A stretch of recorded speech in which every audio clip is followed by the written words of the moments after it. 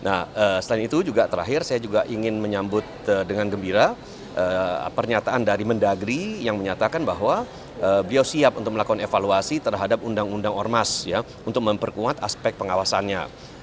Ini merupakan kelanjutan dari kunjungan saya ke Cina seminggu yang lalu, di mana saya juga diantaranya mengunjungi pabrik produsen mobil BYD. Dan di sana saya sampaikan bahwa investasi itu di Indonesia harus diproteksi, terutama dari aspek keamanannya, apalagi kalau itu menyangkut aksi-aksi premanisme. Jadi di sini perlu saya sampaikan bahwa bagi investasi, masalah keamanan, masalah penegakan hukum itu merupakan hal yang paling utama. Jadi itu adalah dua prasyarat yang paling tinggi tingkatannya bagi investasi untuk bisa masuk. Bahkan investor sekalipun di daerah yang infrastrukturnya belum terbangun, mereka siap untuk melakukan investasi. Ya, belum ada listriknya, belum ada perumahannya, belum ada jalannya, belum ada airnya, nggak apa-apa mereka investasi. Asal keamanannya terjamin, dan kedua juga kepastian hukumnya itu juga kuat. Nah, di Indonesia kita lihat saat ini yang merupakan pendorong dari perekonomian Indonesia itu ada tiga. Satu namanya belanja konsumen, kedua ekspor, ketiga investasi. Nah, inilah tiga mesin utama pendorong yang akan kemudian meningkatkan dan mencapai untuk kita menembus target pemerintah untuk pertumbuhan ekonomi yang 8% tersebut. Nah, tetapi hari ini kalau kita lihat, memang terlihat ada pelambatan dari sisi belanja konsumen karena masyarakat cenderung sekarang berhemat untuk kemudian mengurangi belanja. Kedua, kita melihat adanya pelemahan juga dari sisi ekspor. Ya, ini sisi ekspor bukan karena kesalahan struktural, tetapi karena memang komoditas dunia saat ini rata-rata turun harganya. Misalkan saja CPO, minyak kelapa sawit itu turun, sempat 1.500, sekarang mungkin sekitar 1.300, bahkan ada untuk delivery bulan Juni itu $1.000 per tonnya. Kita lihat juga batu bara turun, sekarang sekitar 95 dolar per tonnya. Kita lihat juga minyak mentah turun, nikel turun. Nikel tuh pernah 21.000 dolar per tonnya, sekarang mungkin sekitar 15.000 dolar per tonnya. Artinya apa? Kinerja ekspor kita tentu akan terpengaruh oleh turunnya harga-harga komoditas dunia. Belum juga nanti ketidakpastian yang menyelimuti masalah perang dagang yang sekarang ada dengan perang tarif yang sekarang tengah diupayakan agar dikurangi secara signifikan oleh pemerintah Indonesia. Nah, dengan adanya pelemahan di sektor belanja konsumen, adanya juga penurunan dari harga-harga komoditas dunia, yang perlu diandalkan itu adalah investasi. Dan kita lihat tahun ini saja kebutuhan investasi kita targetnya itu kurang lebih 1.900 triliun rupiah.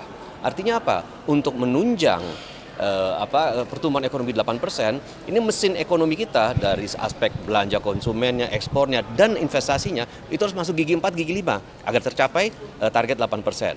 Dengan kata lain, jika ada gangguan terhadap pelaku usaha di sektor investasi, itu sama saja dengan mengganggu target pemerintah untuk mengejar pertumbuhan ekonomi 8% tersebut.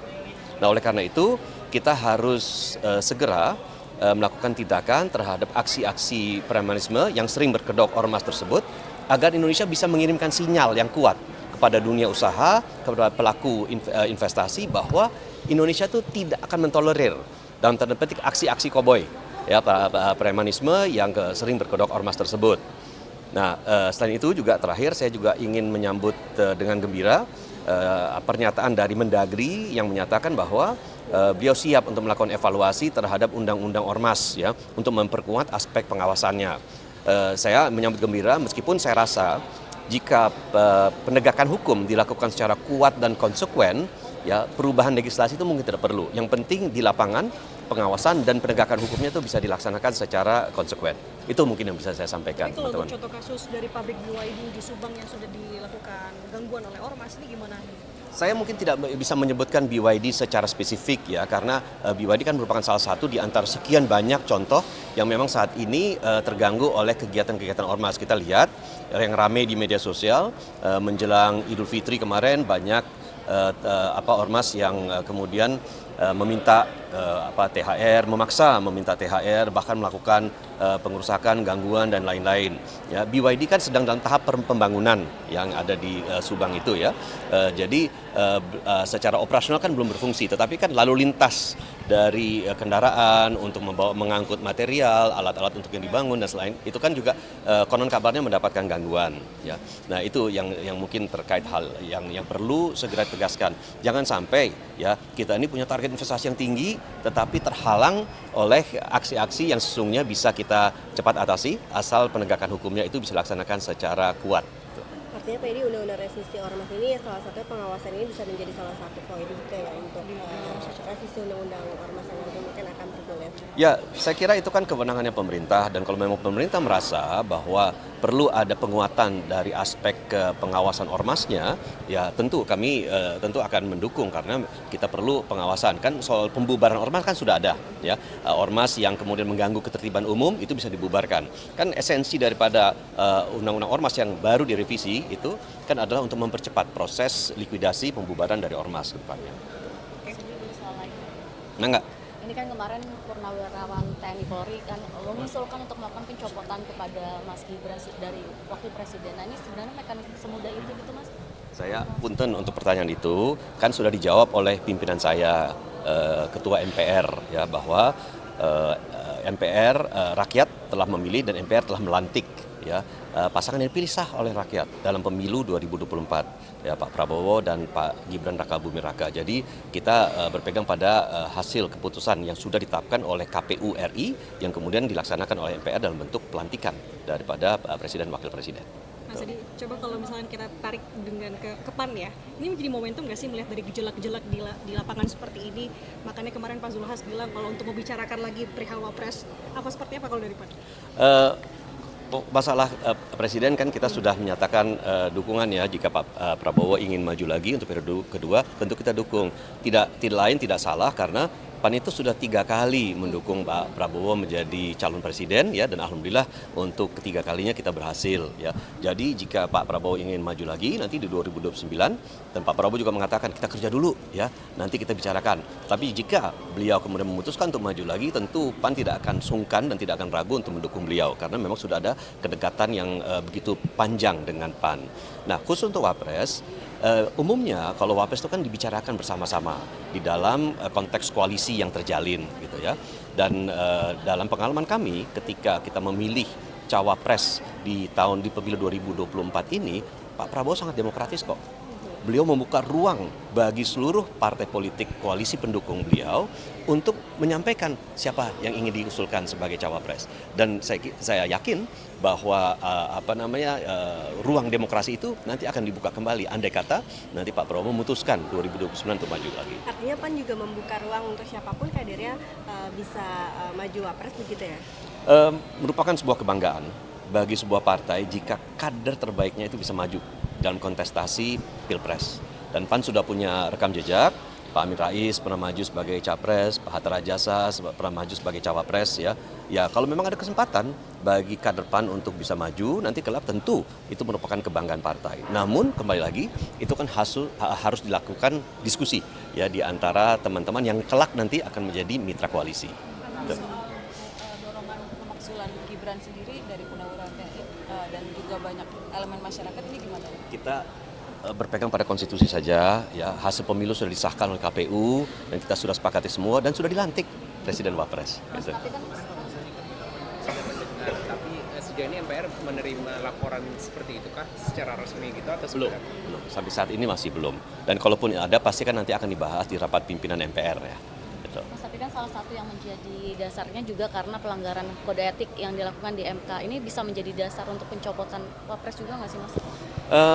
Itu kan sudah berjalan ya, dalam artian bahwa kalaupun sampai ada kode etik yang dilanggar dan kalau pada saat itu ada keberatan mestinya dilakukan pada saat itu gitu ya.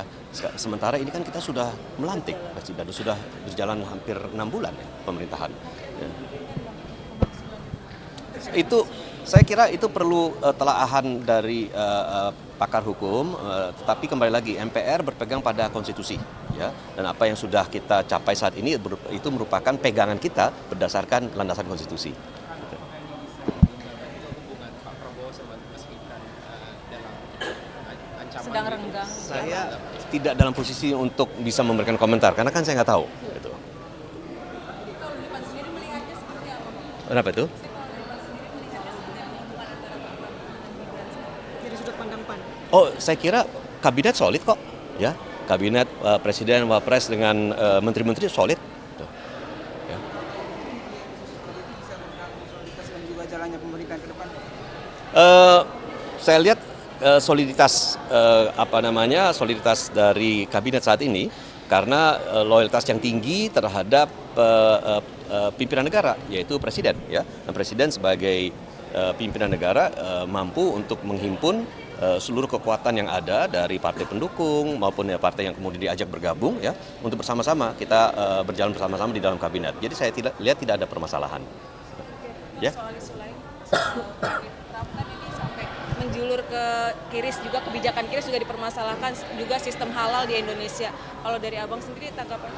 Begini, yang namanya hambatan dagang, ya, itu tentu harus dilihat dalam konteks bahwa sebuah negara perlu memiliki teknologi, ya, untuk menjalankan berbagai upaya kegiatan yang memudahkan sektor usaha yang ada. Di dalam sektor pembayaran, QRIS itu memudahkan, ya, bahkan QRIS itu pun sekarang sudah merambah sampai UMKM, ya.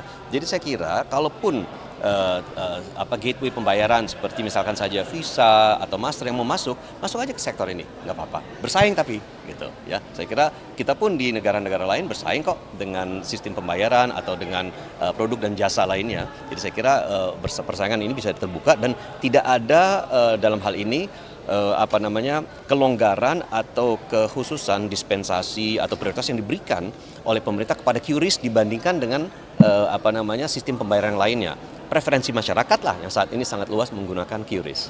Gitu. Pemerintah Indonesia harus konsisten nggak sih, nggak diintervensi sama Amerika?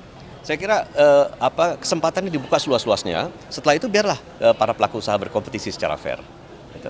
Ya.